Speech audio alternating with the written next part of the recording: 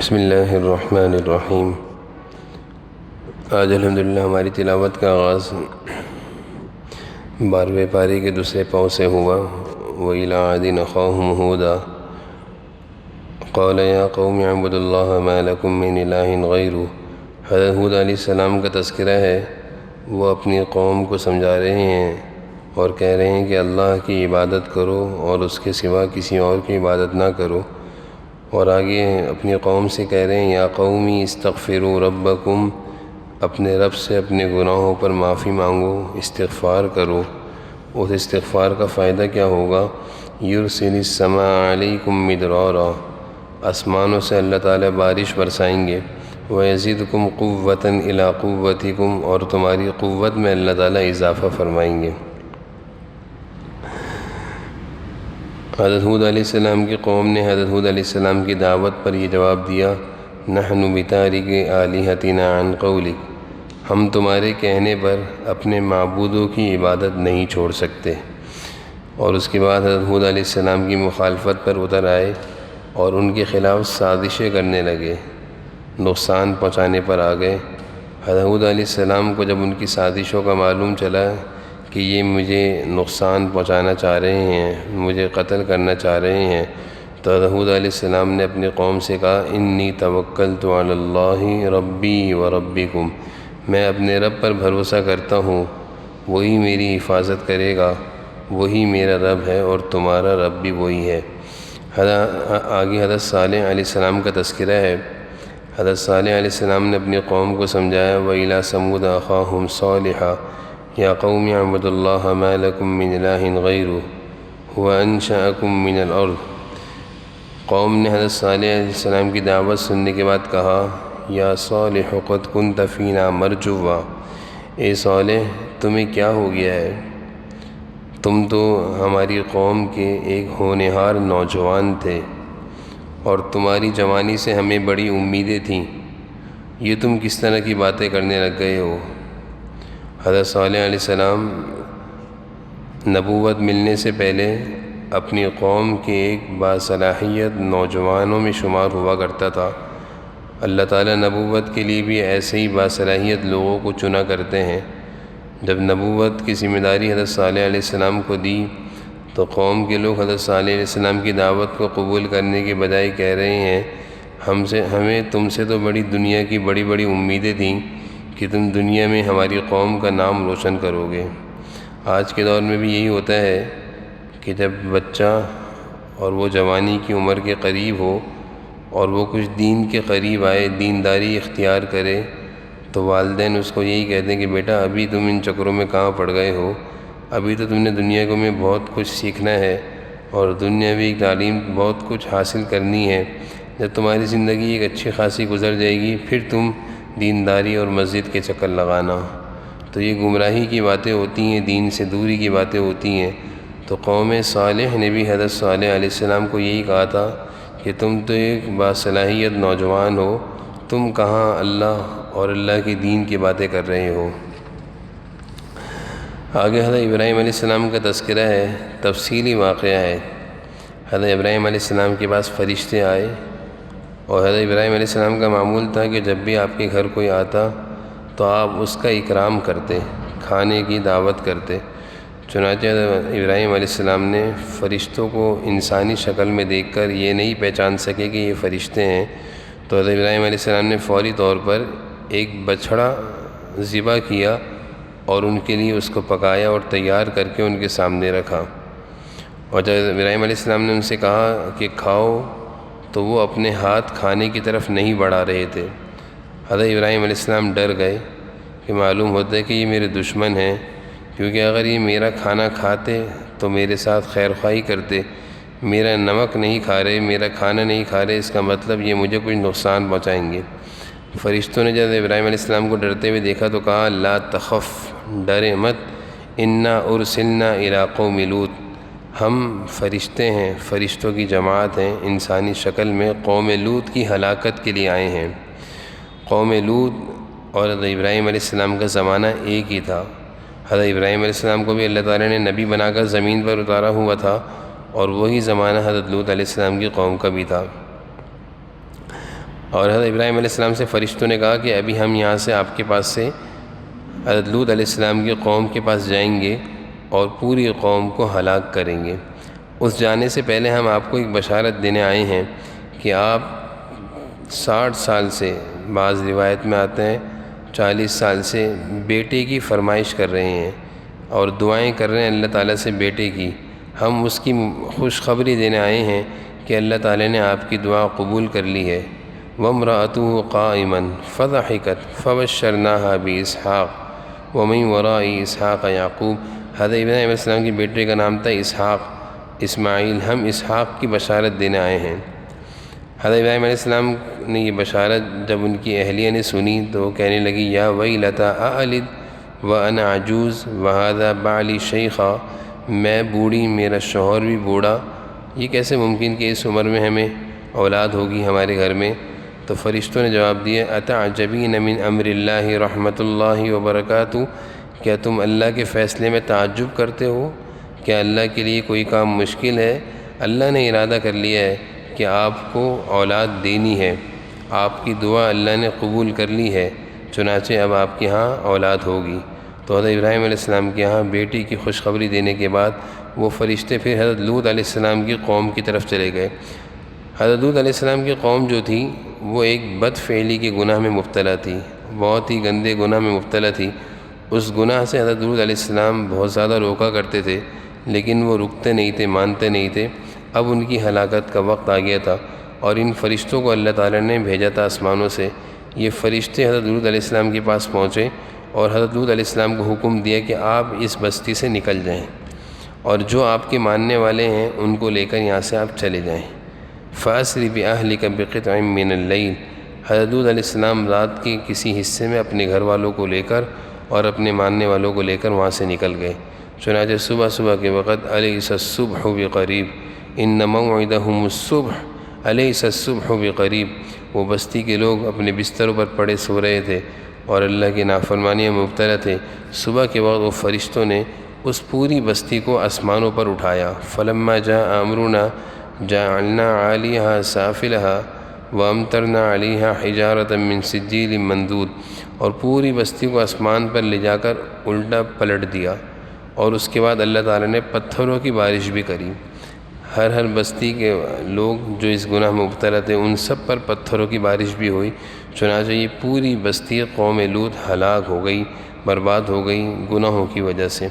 آگے حضرت شعیب علیہ السلام کا تذکرہ ہے، اور حضرت شعیب علیہ السلام اپنی قوم کو سمجھایا کرتے تھے کہ کاروبار میں حرام طریقہ اختیار مت کرو اور ناپ تول میں کمی بیشی مت کرو، جائز طریقے سے حلال کماؤ، ناجائز مت کماؤ۔ قوم شعیب کو جب حضرت شعیب علیہ السلام نے سمجھایا تو قوم شعیب نے جواب دیا یا شعیب وصلاتک تأمرک ان نترک، اے شعیب نماز کی اور دین کی بات تو سمجھ میں آتی ہے، لیکن معاملات میں ہمیں کچھ مت کہو، ہماری مرضی، ہم جو کمائیں جیسے کمائیں، سود لیں، رشوت لیں، جو چاہیں کریں، یہ ہماری مرضی، نماز روزے تک کا دین ہمیں سکھایا کرو۔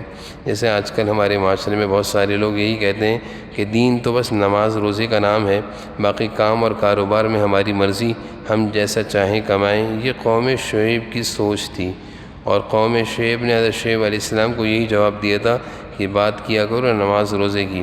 اس سے آگے او ان نفعل فی اموالنا ما نشاء، مال کے معاملے میں ہمیں کچھ مت کہو، ہماری مرضی، ہم جو کہیں۔ لیکن اللہ تعالیٰ نے کہاں ان کو چھوڑنا تھا، اور یہی گناہ قوم شعیب کی ہلاکت کا سبب بنا اور سب کے سب ہلاک ہوئے، برباد ہوئے۔ آگے حضرت موسیٰ علیہ السلام اور فرعون کا مکالمہ ہے، تفصیل سے گزشتہ درس میں بیان ہو چکا ہے۔ اس کے بعد اللہ تعالیٰ نے اس سورت کے آخر میں اللہ تعالیٰ نے بیان فرمایا ہے ذالک من انباء القری نقصہ علیک منہا۔ سورہ ہود میں کیونکہ انبیاء علیہ السلام کے بہت سارے قصے بیان ہوئے ہیں، اللہ تعالیٰ فرما رہے ہیں یہ ہم نے جو آپ کو قوموں کی خبریں دی ہیں اور یہ جو ہم نے گزشتہ امتوں کے قصے آپ کے سامنے بیان کیے ہیں، آپ ان کی بستیوں کا حال دیکھیں کہ ان کی بستیاں کیسی اجڑی ہوئی ہیں، وہاں پہ ان کا کوئی اب نام لینے والا نہیں ہے، نہ ہی کوئی ان کا نام و نشان ہے۔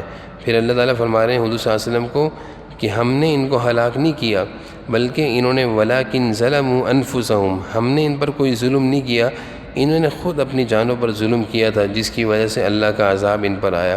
معلوم یہی چلا کہ انسان اپنے ہاتھوں سے، اپنے کرتوتوں سے، اپنے کردار سے، اپنے بدعمالیوں سے ہی اپنے آپ کو اللہ کی پکڑ میں لے کر جاتا ہے اور اپنی ہلاکت کا سامان کرتا ہے۔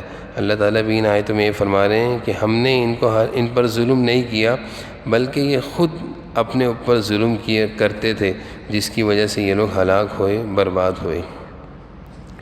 اسی صورت کی آخری آیتوں میں اللہ تعالیٰ فرما رہے ہیں کہ قوموں کی ہلاکت کے 2 اسباب اللہ تعالیٰ نے ذکر فرمائے ہیں کہ جب کوئی قوم مال و دولت اور عیش و عشرت میں ایسی مست ہو جائے کہ اللہ اور اس کے رسول کے احکامات کی تمیز نہ رہے، دھیان نہ رہے، خیال نہ رہے، تو یہ قوم کی ہلاکت کا پہلا سبب ہے۔ اور دوسرا سبب اس قوم کی ہلاکت کا یہ ہے کہ خیر کی طرف بلانے والے اور خیر کی دعوت دینے والے بھی ختم ہو جائیں۔ جب تک کسی قوم میں خیر کی طرف بلانے والے لوگ یعنی علماء موجود ہیں جو قوم کو دین سکھا رہے ہیں، تو یہ قوم کی ہلاکت سے بچنے کا ایک راستہ ہے۔ جب قوم عیش و عشرت میں مستی میں پڑ جائے اور خیر کی طرف بلانے والوں کی بات کو نہ سنے، تو پھر یہ ہلاکت کا سامان اپنے ہاتھ سے کرتے ہیں۔ اسی کو اللہ تعالیٰ نے اس آیت میں فرمایا ہے۔ اسی اگلی آیت میں اللہ تعالیٰ فرما رہے ہیں وَأَقِمِ الصَّلَاةَ طَرَفَيِ النَّهَارِ وَزُلَفًا مِّنَ اللَّيْلِ، ایک نماز کے بعد دوسری نماز، ان الحسنات یذہبن السیئات، یہ گناہوں کو دھو دیتی ہے۔ جیسے کہ حدیث شریف میں بھی آتا ہے کہ ایک رمضان دوسرے رمضان کے گناہوں کا کفارہ ہوتا ہے، ایک جمعے سے دوسرا جمعہ گزشتہ ہفتے کے گناہوں کا کفارہ ہوتا ہے۔ اسی طرح ایک نماز سے دوسری نماز کے درمیان جو گناہ ہوتے ہیں وہ دوسری نماز درمیان کے گناہوں کا کفارہ یعنی معافی ہوتی ہے۔ اسی کو اللہ تعالیٰ فرما رہے ہیں ان الحسنات یذہبن السیئات، نیکیاں گناہوں کو مٹا دیتی ہیں۔ انسان توبہ بھی کرتا رہے اور اپنے گناہوں پر اللہ سے معافی بھی مانگتا رہے۔ آگے سورہ یوسف شروع ہوتی ہے۔ سورہ یوسف میں اللہ تعالیٰ نے حضرت یوسف علیہ السلام کا مشہور قصہ بیان فرمایا ہے، اور اس کو اللہ تعالیٰ نے فرمایا نحن نقص علیک احسن القصص، کہ ہم اس قصے کو بہت اچھے طریقے سے بیان کریں گے۔ یعنی اللہ تعالیٰ خود سورہ یوسف میں قصہ یوسف کو فرما رہے ہیں کہ ہم اس کو بہت اچھے طریقے سے بیان کریں گے۔ حضرت یوسف علیہ السلام جو کہ حضرت یعقوب علیہ السلام کے بیٹے تھے، اور یہ کل 11 بھائی تھے۔ ان 11 بھائیوں میں 2 بھائی سگے تھے، یوسف اور بنیامین، اور باقی 9 بھائی وہ ستیلے تھے۔ حضرت یعقوب علیہ السلام کی پہلی بیوی سے حضرت یوسف اور بنیامین، اور دوسری بیوی سے بقیہ 9 بھائی تھے۔ 9 سگے اور یہ 2 ستیلے تھے، اور ان 9 بھائی جو تھے ان کو قدرتی طور پر حضرت یوسف سے کچھ حسد سا تھا، اور اس حسد کی وجہ یہ تھی کہ حضرت یعقوب علیہ السلام کی شفقت حضرت یوسف پر زیادہ تھی، اس وجہ سے وہ حسد کیا کرتے تھے کہ ابا کی ساری شفقت یوسف پر کیوں ہے۔ اور ایک موقع پر حضرت یوسف علیہ السلام نے خواب دیکھا کہ مجھے چاند، ستارے، سورج سجدہ کر رہے ہیں، انی رأیت 11 کوکبا، 11 ستارے، چاند اور سورج سجدہ کر رہے ہیں۔ اپنے والد سے یہ خواب بیان کیا، ابا سمجھ گئے کہ یہ خواب کوئی معمولی لوگ نہیں دیکھا کرتے، بلکہ یہ خواب اونچے درجے کے لوگ دیکھا کرتے ہیں۔ چنانچہ حضرت یعقوب علیہ السلام نے حضرت یوسف سے کہا کہ اس خواب کا تذکرہ اپنے بھائیوں کے سامنے نہ کرنا، ان کا حسد بڑھ جائے گا۔ حضرت یوسف علیہ السلام کے بھائیوں کو یہ چیز گوارا نہیں ہوتی تھی کہ ابا کی شفقت ساری کی ساری یوسف پر کیوں ہے، ہم سے کیوں محبت میں کمی ہے۔ چنانچہ بھائیوں میں جب حسد ہو تو وہ حسد انسان کو بہت زیادہ آگے تک لے جاتا ہے، اور آپس میں جھگڑے نہیں بلکہ قتل و غارت گیری تک کی نوبت آ جاتی ہے۔ ان بھائیوں نے حضرت یوسف آپس میں مشورہ کیا کہ یوسف کو ابا سے دور کرنا ہے۔ چنانچہ یہ ابا کے پاس آئے اور ابا سے کہا ابا، آپ یوسف کو ہمیشہ اپنے ساتھ رکھتے ہیں، کبھی ہمارے ساتھ بھی بھیجیں اس کو، ہم ان کو لے کر جائیں گے، معنا غدا یرتع ویلعب، ہمارے ساتھ یہ کھیلیں گے، کھائیں گے، پئیں گے۔ حضرت یعقوب علیہ السلام یوسف علیہ السلام کو اپنے سے جدا نہیں کرتے تھے۔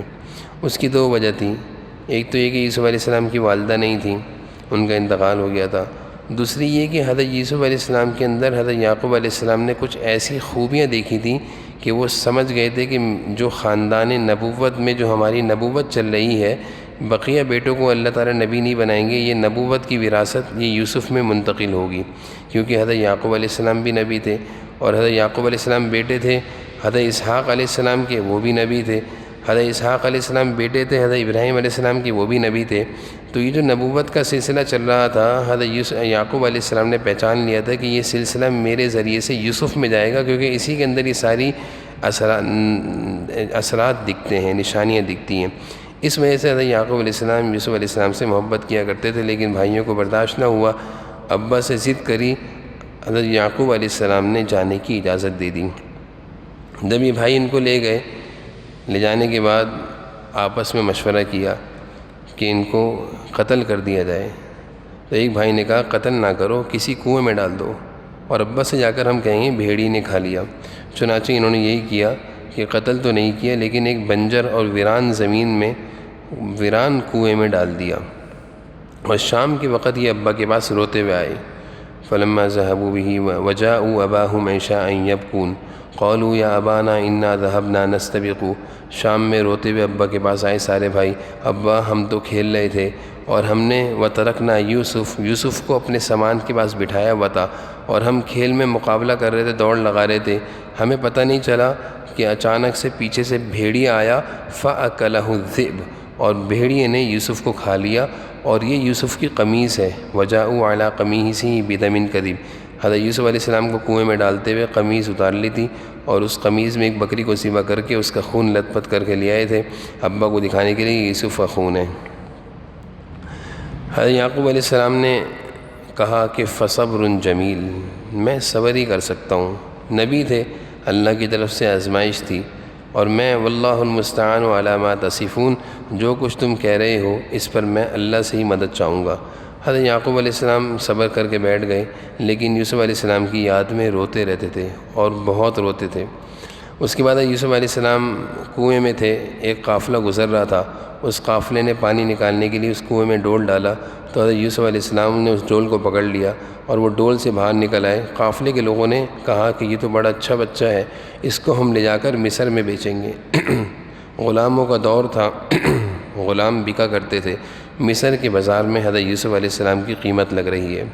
عزیز مصر نے حضرت یوسف علیہ السلام کو خریدا، جو کہ وزیر مصر تھا، کیونکہ قیمت بہت مہنگی تھی، کیونکہ حضرت یوسف علیہ السلام خوبصورت بھی تھے، ہر لحاظ سے صلاحیت والے تھے، تو بہت مہنگے داموں بک رہے تھے، تو کوئی خرید نہیں پا رہا تھا، تو عزیز مصر نے خریدا، اور خریدنے کے بعد اپنے گھر لے آیا، اور اپنی بیوی زلیخا سے کہا کہ ہمارے ہاں بیٹا نہیں ہے، ہم اس کو بیٹا بناتے ہیں۔ زلیخا حضرت یوسف علیہ السلام کے حسن اور خوبصورتی کو دیکھ کر گناہ کی طرف مائل ہو گئی، اور حضرت یوسف علیہ السلام کو گناہ پر ابھارا۔ حضرت یوسف علیہ السلام بچپن سے ہی نیک تھے، اور اللہ تعالیٰ نے کیونکہ ان کو بڑے ہو کر نبی بنانا تھا، اس لیے اس گناہ سے اللہ نے حفاظت کرنی تھی۔ جیسے ہی حضرت یوسف علیہ السلام کو دروازے بند کرنے کے بعد زلیخا نے گناہ کی طرف، بدکاری کی طرف بلایا، حضرت یوسف علیہ السلام دروازے کی طرف دوڑے، وغلقت الابواب وقالت حیت لک، دروازہ بند کیا اور یوسف علیہ السلام کو دعوت دی، آ جاؤ۔ حضرت یوسف علیہ السلام دروازے کی طرف دوڑے، اور دروازے کے تالے ٹوٹتے چلے گئے اور دروازے کھلتے چلے گئے۔ جیسے ہی آخری دروازے کے پاس پہنچے تو سامنے سے زلیخا کا شوہر آ رہا تھا، اور پیچھے پیچھے زلیخا حضرت یوسف علیہ السلام کو پکڑنے کے لیے بھاگی آ رہی تھی۔ جیسے ہی زلیخا نے اپنے شوہر کو دیکھا گھبرا گئی کہ اب میں کیا کہوں، اور فوراً حضرت یوسف علیہ السلام پر الزام لگا دیا۔ حضرت یوسف علیہ السلام نے کہا میں تیری بیوی کے ساتھ من اراد بأہلک سوءا الا ان یسجن او عذاب علیم۔ حضرت یوسف علیہ السلام پر جب الزام لگایا تو حضرت یوسف علیہ السلام اپنی صفائی بیان کرنے کو، زلیخا کے گھر میں ایک بچہ تھا جو کسی کا لے کر انہوں نے پالا تھا، چھوٹا سا بچہ تھا۔ حضرت یوسف علیہ السلام نے کہا کہ یہ بچہ بتائے گا کہ کیا حقیقت ہے۔ اللہ تعالیٰ نے اس بچے کو گویائی دی، وہ نومولود بچہ تھا، وہ بچہ معصوم تھا، جس عمر میں بچے بولا نہیں کرتے، لیکن یہاں پہ نبی کی نبوت کا معاملہ تھا، یوسف کی پاک دامنی کا معاملہ تھا۔ وہ بچہ بول پڑا، اور اس بچے نے بولا نہیں کہ یوسف نے گناہ نہیں کیا، بلکہ اس بچے نے ایک فیصلہ کیا کہ اگر قمیص یوسف کی آگے سے پھٹی ہے تو یوسف کا قصور ہے، اور اگر پیچھے سے پھٹی ہے تو زلیخا کا۔ تو جب حضرت یوسف علیہ السلام زلیخا سے بھاگے تھے تو زلیخا نے پیچھے سے قمیص پکڑی تو وہ قمیص پھٹ گئی تھی، دیکھا تو قمیص پیچھے سے پھٹی تھی۔ زلیخا کا شوہر عزیز مصر سمجھ گیا کہ زلیخا ہی کی غلطی ہے، اس نے حضرت یوسف علیہ السلام کو سمجھایا، یوسف اعرض عن ھذا، اے یوسف اس قصے کو جانے دو، کسی سے بیان نہیں کرنا، اور اپنی بیوی سے کہا کہ تمہاری ہی غلطی ہے، ان کیدکن عظیم، تم ہی مجرم ہو، تم نے ہی گناہ کی طرف بلایا ہے۔ عزیز مصر کی بیوی زلیخا کی اس حرکت کا مصر کی عورتوں کو معلوم چلا اور انہوں نے ملامت کیا کہ زلیخا عزیز مصر کی بیوی ہو کر اپنے غلام حضرت یوسف علیہ السلام، کیونکہ ان کے گھر کے غلام تھے یعنی خادم تھے، نوکر تھے، اپنے غلام سے برائی کا ارادہ کر رہی ہے، یعنی بدفعلی چاہ رہی ہے، غلام سے چاہ رہی ہے بدکاری۔ زلیخا کو جب معلوم چلا تو اس نے عزیز مصر کی ایسی ساری عورتوں کو جمع کیا اور کہا کہ آؤ میرے گھر۔ جب ساری عورتیں آ گئیں تو ان کے ہاتھ میں چھری دے دی اور ایک پھل دے دیا۔ پھل بعض تفاسیر میں آتا ہے کہ وہ لیمو تھا، اور جیسے ہی ان کے ہاتھ میں چھری اور پھل آ گیا، حضرت یوسف علیہ السلام کو زلیخا نے ان کے سامنے کر دیا۔ جیسے ہی ان عورتوں کی نظریں حضرت یوسف علیہ السلام پر پڑیں تو حضرت یوسف علیہ السلام کا حسن دیکھنے کی وجہ سے ایسے ہی وہ مگن ہو گئیں کہ بجائے پھل کاٹنے کے اپنی انگلیوں کو کاٹ دیا۔ فلما رأینہ اکبرنہ وقطعن ایدیہن، اپنے ہاتھ کاٹ بیٹھیں۔ وقلن حاش للہ ما ھذا بشرا، اور وہ عورتیں کہنے لگیں کہ یہ کوئی انسان نہیں، یعنی اس قدر خوبصورت اور پرکشش یہ انسان نہیں، فرشتہ ہی ہو سکتا ہے۔ جب انہوں نے اپنے ہاتھ کاٹ ڈالے تو زلیخا نے کہا تم مجھے ملامت کرتی تھی، میں بھی اس پر ایسے ہی مائل نہیں ہوئی بلکہ اس کے حسن کی وجہ سے مائل ہوئی ہوں۔ بعد میں زلیخا نے حضرت یوسف علیہ السلام کو جیل میں داخل کر دیا، جیل بھیج دیا، اور اس کے بعد حضرت یوسف علیہ السلام کئی سال تک جیل میں رہے۔ پھر مصر کا جو بادشاہ تھا اس نے ایک خواب دیکھا، اس خواب کی تعبیر کوئی بتا نہیں پا رہا تھا۔ حضرت یوسف علیہ السلام نے اس کو جب خواب کی تعبیر بتائی اور جو تعبیر تھی اس کے مطابق بتایا کہ تم اس طرح کرو گے تو اس مشکل حالات سے نکل جاؤ گے۔ مصر میں قحط آنے والا تھا، اس قحط کی خبر اس خواب کے ذریعے سے حضرت یوسف علیہ السلام نے تعبیر میں بتائی کہ تم نے جو خواب دیکھا ہے مصر کے بادشاہ، اس خواب میں یہ ہے کہ ایک قحط آنے والا ہے اور اس قحط سے نکلنے کا یہ راستہ ہے۔ اس نے یہ تعبیر جب حضرت یوسف علیہ السلام سے سنی تو بہت خوش ہوا اور اس نے کہا کہ اتنا قیمتی آدمی، اتنا قیمتی نوجوان یہ جیل کیوں کاٹ رہا ہے؟ اور اس نے حضرت یوسف علیہ السلام کو جیل سے نکالنا چاہا۔ حضرت یوسف علیہ السلام نے کہا میں جیل سے اس وقت نہیں نکلوں گا، اس وقت تک نہیں نکلوں گا جب تک کہ میرے جرم کی وضاحت ہو جائے۔ بسا اوقات معاملے کی صفائی کرنا ضروری ہوتا ہے تاکہ معلوم چل جائے کہ جرم کس کا تھا۔ چنانچہ بادشاہ نے جب معاملے کی وضاحت کری تو بادشاہ یہ کہہ اٹھا کہ یوسف تم بے گناہ تھے، سارا قصور زلیخا کا تھا، اور قصور ہونے کے باوجود بھی اس نے اپنے اثر رسوخ کی وجہ سے تمہیں جیل میں ڈلوا دیا جبکہ مجرم اس کا تھا۔ اس کے بعد بادشاہ مصر نے حضرت یوسف علیہ السلام کو قال اجعلنی علی خزائن الارض انی حفیظ علیم، مصر کا بادشاہ بنا دیا۔ اور پھر حضرت یوسف علیہ السلام جب مصر کے بادشاہ بن گئے تو حضرت یوسف علیہ السلام کے جو بھائی تھے اور حضرت یعقوب علیہ السلام وہ فلسطین کنعان میں رہتے تھے جو مصر سے بہت زیادہ دور تھا۔ تو کنعان اور فلسطین میں قحط آیا تھا جس قحط کی حضرت یوسف علیہ السلام نے تعبیر بتائی تھی، تو بھائی راشن لینے کے لیے مصر کے بادشاہ کے پاس آئے تھے، اور جب راشن لینے کے لیے آئے تو مصر کے بادشاہ تو حضرت یوسف علیہ السلام تھے۔ حضرت یوسف علیہ السلام نے ان کو راشن دیا اور راشن دیتے ہوئے ان کو پہچان بھی لیا۔ 2-3 ملاقات کے بعد حضرت یوسف علیہ السلام نے ان بھائیوں سے اپنے یوسف ہونے کا اظہار بھی کر دیا کہ میں یوسف ہوں۔ وہ بھائی حضرت یوسف کو دیکھ کر حیران ہو گئے کہ تم یوسف ہو؟ قال انا یوسف وھذا اخی، اور کہا یہ بنیامین میرا بھائی ہے۔ قد من اللہ علینا، حضرت یوسف علیہ السلام نے کہا دیکھو اللہ نے مجھ پر احسان کیا ہے۔ انہ من یتقی ویصبر، اور جو اللہ سے ڈرتا ہے صبر کرتا ہے اللہ اس کے اجر کو ضائع نہیں کرتے۔ یعنی حضرت یوسف علیہ السلام نے اتنی سی بات میں اپنے بھائیوں کو یہ بتایا کہ تم میرے ساتھ کیا چاہ رہے تھے، اور تمہارے نزدیک تو میں مر چکا ہوں، اور تمہارے نزدیک تو میں پتہ نہیں کون سی دنیا میں پڑا ہوا ہوں گا، اور تم نے مجھے اپنے باپ سے دور کر کے سمجھا کہ میں دنیا میں ذلیل و خوار ہوں گا، لیکن دیکھو آج اللہ نے مجھے مصر کا بادشاہ بنایا ہوا ہے۔ تو حضرت یوسف علیہ السلام نے اپنے بھائیوں کو صرف اتنا کہا قد من اللہ علینا، دیکھو اللہ نے مجھ پر کیسے احسان کیا کہ آج میں مصر کا بادشاہ ہوں۔ تو یہ بھائیوں کی ملاقات حضرت یوسف علیہ السلام سے 40 سال بعد ہوئی ہے۔ 40 سال تک حضرت یوسف علیہ السلام آزمائش اور پریشانیاں جھیل کر، تکلیفیں اٹھا کر پھر مصر کے بادشاہ بنے۔ اللہ تعالیٰ بسا اوقات جب کسی کو کوئی مقام دینا چاہتے ہیں، عزت اور مرتبہ دینا چاہتے ہیں، تو ایک تکلیف اور آزمائش سے گزار کر پھر اللہ تعالیٰ کسی مقام اور مرتبے تک پہنچاتے ہیں۔ اللہ کی یہ سنت ہے۔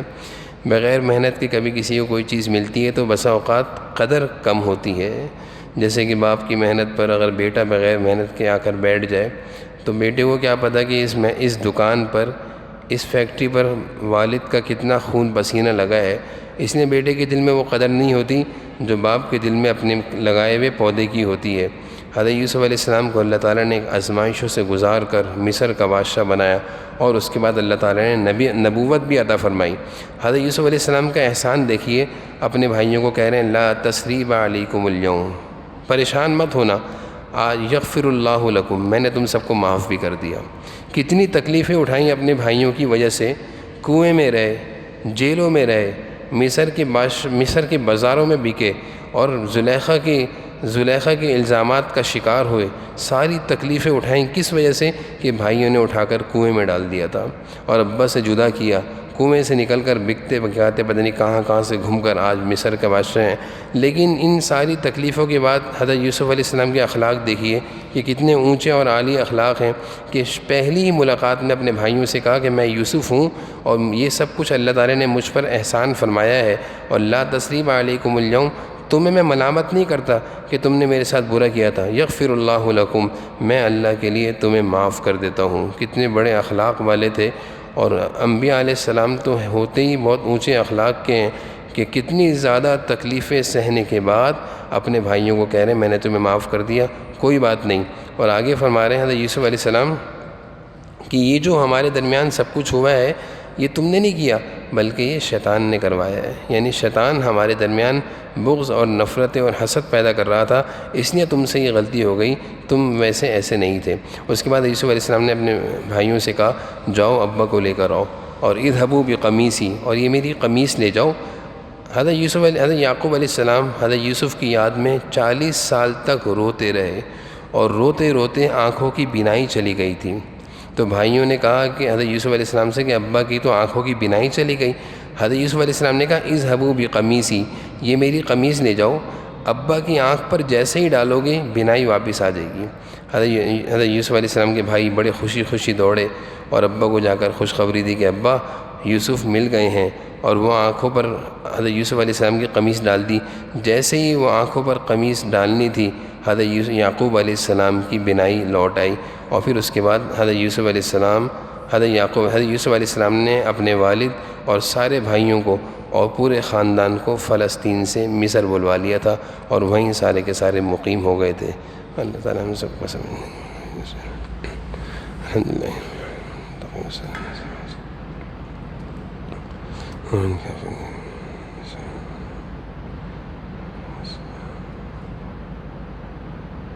صلی اللہ تعالیٰ علیہ برحمتک۔